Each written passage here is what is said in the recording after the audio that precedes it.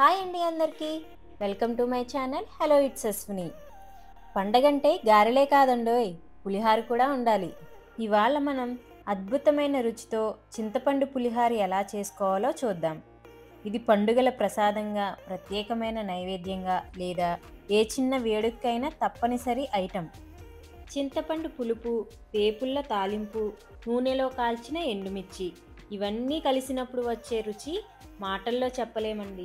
ఇప్పుడు నేను చెప్పే ఈ ప్రాసెస్లో చేసుకుంటే మీరు చాలా ఈజీగా ఈ చింతపండు పులిహార చేసుకోవచ్చండి.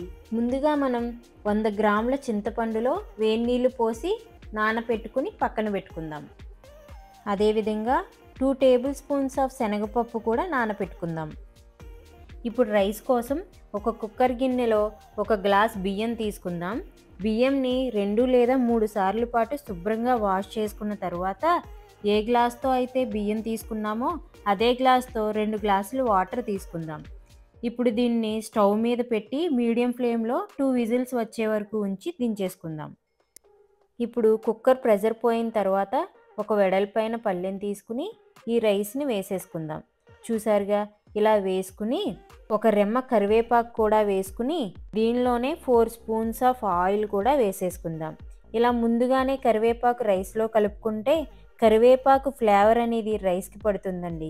ఇప్పుడు మిక్సీలో 2 స్పూన్స్ ఆవాలు, 1 ఇంచ్ అల్లం, 2 ఎండుమిర్చి, కొద్దిగా ఉప్పు వేసుకుందాం. ఈ ఉప్పు ఆవాలు వగరు రాకుండా ఉండడానికి మనకి హెల్ప్ చేస్తుంది. దీన్ని మెత్తటి పేస్ట్లా చేసుకుని పక్కన పెట్టేసుకుందాం. ముందుగా నానబెట్టుకున్న చింతపండు బాగా మెత్తగా నానింది, చూసారు కదా. ఇప్పుడు దీన్ని ఒక స్ట్రైనర్లో వడకట్టుకుందాం. ఇలా వడకట్టడం వల్ల చింతపండులో ఉన్న ఇసుక, పెంకులు లాంటివి పక్కకి వచ్చేస్తాయి. చూసారుగా, చింతపండు నీళ్లు నలకలు లేకుండా నీట్గా వచ్చేసాయి. ఇప్పుడు 2 స్పూన్స్ ఆయిల్ వేడి చేసి 1 టేబుల్ స్పూన్ ఆవాలు, 1 టేబుల్ స్పూన్ మెంతులు, 1 రెమ్మ కరివేపాకు వేసుకుని వేపుకుందాం. ఈ మెంతులు ఎర్రగా వేగేదాకా వేపుకోవాలి. ఈ స్టేజ్లోనే మీకు ఇష్టం ఉన్న వాళ్ళు 1 టేబుల్ స్పూన్ ఇంగువ కూడా కలుపుకోవచ్చు. ఇప్పుడు దీనిలో ముందుగా మనం ప్రిపేర్ చేసుకున్న చింతపండు పులుసును కూడా వేసేసుకుందాం. ఈ పులుసు గుజ్జుగా అయ్యేంత వరకు మరిగించుకుందాం. మంట హై ఫ్లేమ్ మీద పెట్టుకోండి. ఇప్పుడు ఇందులోనే రుచికి సరిపడగా ఉప్పు, కొద్దిగా బెల్లం వేసుకుని మరిగించుకుందాం. ఈ బెల్లం అనేది పులుపుని బ్యాలెన్స్ చేస్తుంది. ఇప్పుడు ఇలా పులుసు చిక్కబడ్డాక ముందుగా చేసుకున్న ఆవాల పేస్ట్ వేసుకుని ఒక ఉడుకు వచ్చేంత వరకు ఉడికించి పక్కన పెట్టేసుకుందాం. ఇప్పుడు 6 పచ్చిమిర్చి, 1 ఇంచు అల్లం తీసుకుని చిన్న చిన్న ముక్కలుగా కట్ చేసుకుందాం. ఇప్పుడు రెండవ తాలింపు. ఇదే పులిహార రుచిగా రావడానికి సీక్రెట్. ముందుగా 2 స్పూన్స్ ఆయిల్లో 1/2 కప్పు వేరుశెనగ గుళ్ళు వేసుకుని ఎర్రగా వేపుకుందాం.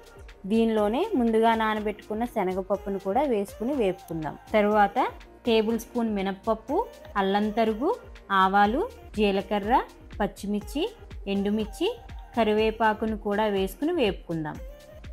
నేను నానబెట్టిన పప్పు ఎందుకు వేశాను అంటే పులిహార తినేటప్పుడు పంటికి గట్టిగా కాకుండా మెత్తగా సాఫ్టీగా నమలడానికి ఉంటుందని.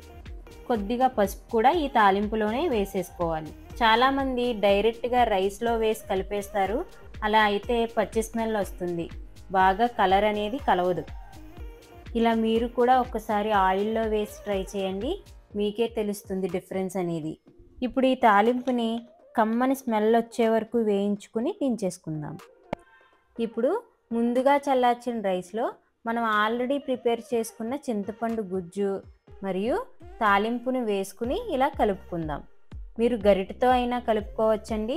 నేనైతే చేత్తోనే కలుపుకుంటాను.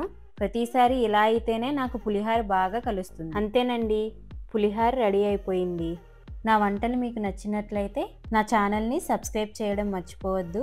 ఇంకో కొత్త రెసిపీతో నేను మీ ముందుకు వస్తాను.